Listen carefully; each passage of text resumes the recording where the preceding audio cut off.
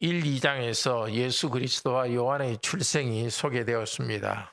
3장은 요한이 그리스도를 준비하는 선지자로서 백성에게 세례를 주고 회개의 메시지를 선포합니다.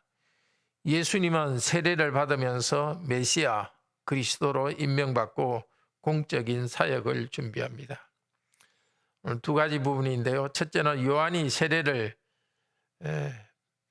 주면서 백성을 준비시키고 예수님이 세례받으신 내용이 1절에서 22절입니다. 23절부터 끝까지 두 번째는 예수님의 족보를 나타냅니다. 먼저 1절에서 22절 요한이 백성을 준비시키고 예수님이 세례받으십니다. 오늘 첫 번째 메시지는 역사의 주인공이 삼위일체 하나님이라는 것입니다. 안나스와 가야바가 대제사장으로 있을 때에 하나님의 말씀이 빈들에서 사가랴의 아들 요한에게 임했다고 합니다. 요한과 예수님은 공적 사역을 시작했습니다. 그때의 로마 황제, 또 로마가 유대에 파송한 총독, 로마가 이스라엘을 다스리게 한 분봉왕 등 정치가를 소개하고 제사장을 소개합니다. 바로 그때 하나님의 말씀이 요한에게 임했습니다.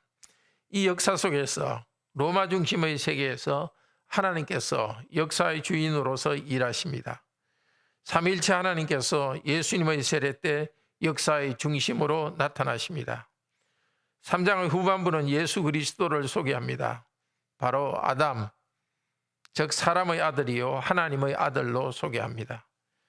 당시 로마를 중심으로 한 세계, 그리고 아담에까지 거슬러 올라가는 역사의 중심은 예수 그리스도이십니다. 예수 그리스도께서 이 역사의 흐름을 바꾸실 것입니다. 사람의 아들이요 왕의 아들이요, 그렇지만 하나님의 아들로 오신 예수 그리스도께서 역사를 새롭게 하실 것입니다. 그리스도의 큰 이야기 속에 우리의 작은 이야기들이 들어가 있습니다. 살아가는 순간순간마다 그리스도를 의지합시다. 그리스도께서 이루시는 역사의 한 부분으로 살아가게 되기를 바랍니다. 이제 요한이 회개의 세례를 전하고 있습니다. 요한은 광야에서 복음을 전했습니다. 하나님의 말씀이 빈들에서 사가랴의 아들 요한에게 임하니라. 요한은 구약 예언자 중에서 마지막 예언자입니다. 오실 그리스도를 소개하는 예언자로서 나타났습니다. 예언자들은 멀리서 그리스도를 소개했습니다. 그러나 이제 요한은 가까이서 그리스도를 소개하고 있습니다. 광야에서 외치는 자의 소리입니다. 이사야는 예언했습니다. 예언의 말씀이 빈들, 즉 광야에서 왔습니다. 이사야 40장 3절 5절에서 이사야가 한 예언이 요한에게 이루어졌다고 합니다. 이사야는 하나님의 백성이 불순종했기 때문에 하나님이 바벨론 군대를 오게 해서 백성들을 바벨론 포로로 끌고 가게 할 것이라고 예언했습니다. 유대의 도시들은 광야로 변한다고 예언했습니다. 그러나 이사야는 거기서 멈추지 않습니다. 광야가 다시 새롭게 변화될 것이라는 희망의 예언을 했습니다. 하나님의 구원을 볼 것이다. 그 광야에 길을 내실 것입니다. 백성들이 찬송하고 올 것입니다. 이 예언은 그리스도께서 오셔서 회복하십니다. 광야는 하나님께 불순종하여 폐허가 된 교회의 영적 상태를 상징적으로 보여줍니다. 하나님은 그 광야에 선지자를 보내셨습니다. 하나님 나라를 새롭게 시작하셨습니다. 지금도 광야 같은 우리 영혼에 하나님께서는 새롭게 당신의 일을 시작하셨습니다. 광야 같은 우리 대한민국의 중심에서 하나님께서 교회를 세우셨습니다. 광야같이 메말라버린 교회를 새롭게 하여 하나님의 일을 이루어 가십니다. 광야에서 변화시키는 하나님의 큰 능력을 믿읍시다. 요한은 3절에 보면 제사함을 얻게 하는 회개의 세례를 전했다고 합니다. 바깥으로 드러난 세례의식에 효과가 있는 것이 아닙니다. 세례의 내용이 중요합니다. 회개함으로 죄 용서받는 그런 세례를 요한은 전했습니다. 이 회개는 열매를 맺는 회개입니다. 열매를 맺는 것은 자기 직분에 맞게 행하는 것을 말합니다. 세리와 군인들, 여기서 말하는 군인들은 로마 군인이 아니라 제사장의 지도를 받아 성전을 지키는 유대인입니다. 세리와 군인들, 공직자들에게 말합니다. 자신의 사명을 다하십시오. 자족하기를 배우십시오. 자기 직분을 다하면서 탐욕하지 말고 자기 직분을 다하라고 요한은 가르쳤습니다. 9절 17절에서는 또한 말합니다. 이 말씀에 순종하지 않으면 불심판이 있을 것이라고 합니다. 하나님의 말씀대로 회개의 열매를 맺지 않는 자들, 바로 우리들은 심판을 받아야 할 자들입니다. 우리 중 누가 회개의 열매를 맺을 수 있습니까? 그래서 15절에서 우리 죄를 용서하시는 그리스도가 소개됩니다. 요한이 예수 그리스도를 소개하고 예수 그리스도는 세례를 받으십니다.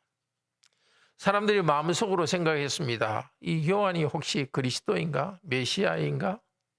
그런데 요한은 말합니다. 자기는 메시아가 아니고 메시아인 그리스도께서 오실 것이라고 말합니다. 그리스도께서 오셔서 성령과 불로 너에게 세례를 베푸실 것이라고 대답합니다. 그리스도께서는 그분의 피로서 우리 죄를 깨끗게 하시고 그분의 성령으로 새롭게 하는 세례를 주십니다. 그리스도의 죄 용서의 은혜가 항상 있기 때문에 우리는 회개하며 새롭게 거룩한 삶을 살아갑니다. 그러나 그리스도는 또한 불로서 심판하고 그분의 타작마당 즉 교회를 심판할 분입니다. 요한은 처음 오신 예수 그리스도를 소개하면서 그리스도께서 재림하여서 역사의 마지막에 심판하실 것까지 내다보고 증거했습니다. 요한은 여러 가지로 권하여 백성들에게 좋은 소식, 복음을 전했습니다. 요한 자신은 백성에게 위로와 권면을 주었습니다. 회개와 죄사함, 심판의 복음은 백성들에게 위로가 됩니다. 요한은 헤로드 왕의 죄를 책망했습니다. 그 때문에 감옥에 갇혔습니다. 이 일은 예수님의 공생에 나중에 일어날 일입니다. 그러나 누가복음은 요한의 사명이 예수님의 사역을 준비하는 것임을 강조하기 위해서 앞으로 있을 일을 미리 소개하고 그 다음에 예수 그리스도를 소개합니다.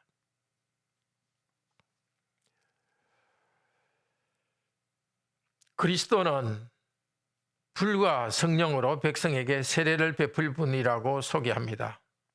그런데 예수님은 세례를 받지 않고 먼저 세례를 받았습니다.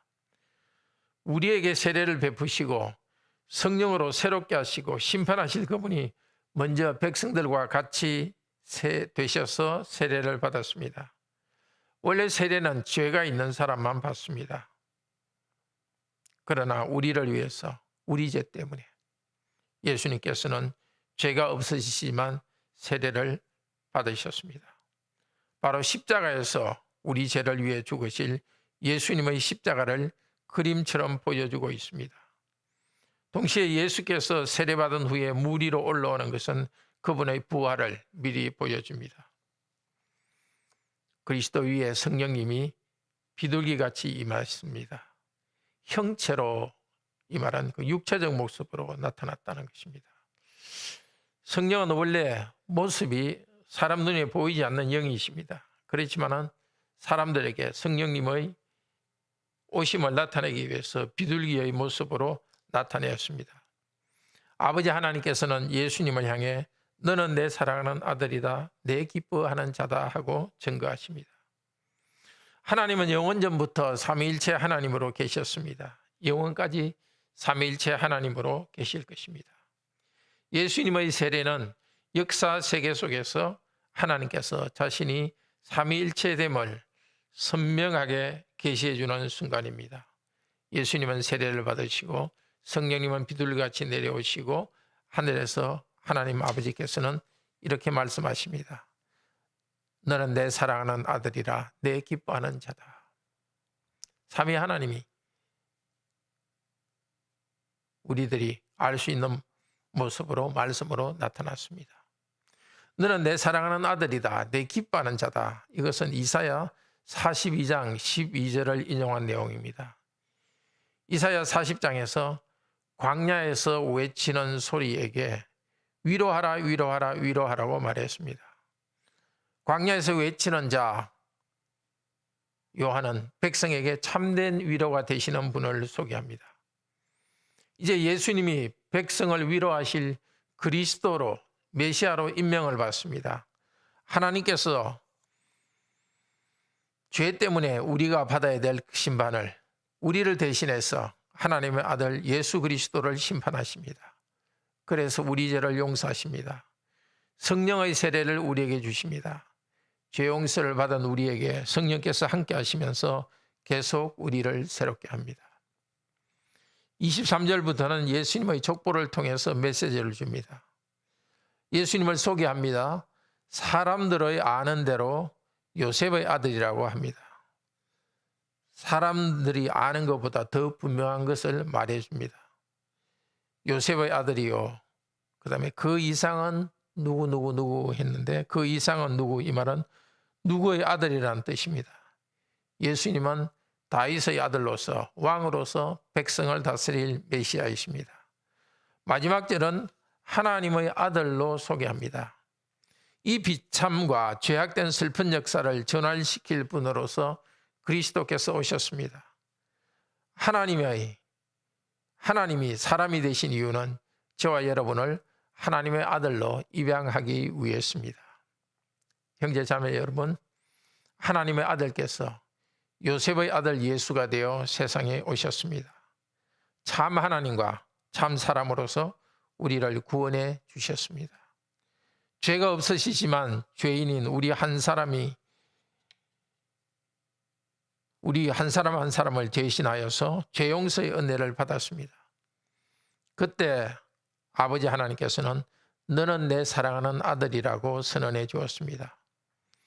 우리는 그리스도를 믿고 그분의 이름으로 세례를 받으면서 죄 용서 받을 때 우리에게도 하나님께서는 너는 내 아들, 딸이라고 선언해 주십니다. 세례를 받은 우리들은 성령님을 선물로 받았습니다. 매일 그리스도를 의지하여 회개합시다. 죄 용서의 기쁨을 누립시다. 성령님 안에서 변화되는 삶을 살아갑시다. 우리 자신의 영혼과 우리의 삶이 우리 사회가 광야처럼 메마르더라도 그리스도가 있는 한 성령님 안에서 촉촉한 생명이 계속될 것입니다. 그리스도 이름을 부르면서 광야에서 샘이 솟는 은혜를 경험하기를 바랍니다. 이 은혜는 하나의 삼위일체 하나님 이름 안으로 세례받은 교회를 통해서 이루어집니다. 우리 교회가 공동체적으로 세례에 합당한 열매, 회개에 합당한 열매를 나타내기를 소원합니다. 기도합시다. 감사합니다. 하나님 아들이 사람이 되셔서 우리를 대신해서 세례를 받으심으로써 우리 죄를 짊어지시고 우리 죄를 용서하시는 분임을 나타냈습니다.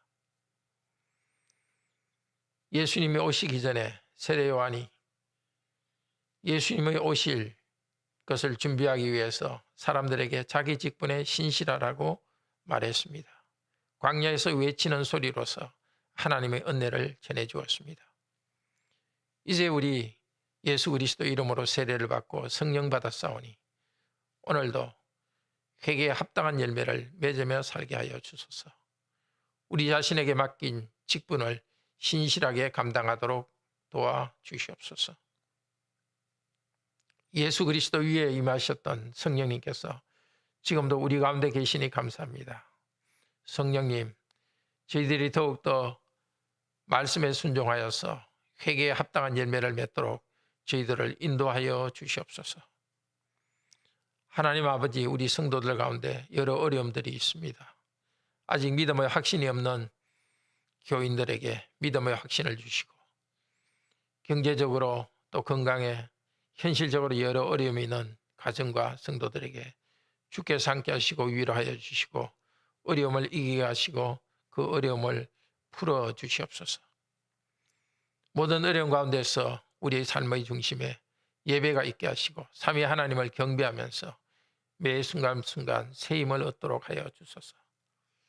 내일 주말로 또 돌아갑니다. 성도들이 그 가정에서 쉬면서 많이 회복이 있게 하여 주시옵소서.